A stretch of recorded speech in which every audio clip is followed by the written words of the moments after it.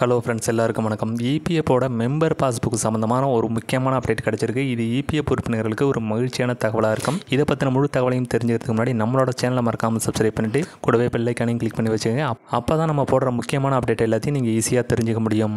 இபிஎஃப்போட member பாஸ்புக்கில் என்ன முக்கியமான update கொண்டு வந்திருக்கிறாங்க அப்படின்னு பார்த்தீங்கன்னா, ஏற்கனவே உங்களோட பிஎஃப் அக்கௌண்ட்டோட மெம்பர் பாஸ்புக்கை நீங்கள் லாகின் பண்ணணும்னா யூஏஎன் நம்பர், பாஸ்வேர்டு, அதுக்கு கீழே கேப்ஷா என்டர் பண்ணிவிட்டு லாகின் கொடுத்தீங்கன்னா உங்களுக்கு அதுலேருந்து உங்களோட பிஎஃப் அக்கௌண்ட்டோட லிங்க் ஆகிருக்கிற அந்த மொபைல் நம்பருக்கு ஒரு ஓடிபி வரும். அதை என்டர் பண்ணதுக்கு அப்புறம் தான் உங்களோட மெம்பர் பாஸ்புக்கை நீங்கள் பார்க்க முடியும்.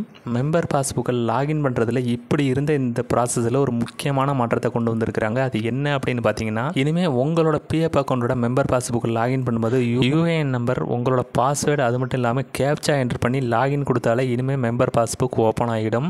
இந்த அப்டேட் பிஎஃப் உறுப்பினர்களுக்கு ரொம்ப பயனுள்ள ஒரு தகவலாக இருக்கும். ஏன்னா நம்ம யூஸ் பண்ணுற இந்த மொபைல் நம்பரை நம்ம சில நேரங்களில் யூஸ் பண்ணாமல் விட்டோம்னா நமக்கு அந்த ஓடிபியானது ரிசீவ் ஆகாது. இதனால மெம்பர் பாஸ்புக்கை லாகின் பண்ணுறதுல பெரிய பிரச்சனை இருந்தது. மெம்பர் பாஸ்புக்கை லாகின் பண்ணுறதுல இந்த ஒன் டைம் பாஸ்வேர்டை ரிமூவ் பண்ணியிருக்கிறதுனால உங்களோட மெம்பர் பாஸ்புக்கை பார்க்கறதுக்கு நீங்கள் எனி டைம் மொபைல் ஓடிபி இல்லாமலே ஈஸியாக பார்த்துக்க முடியும்.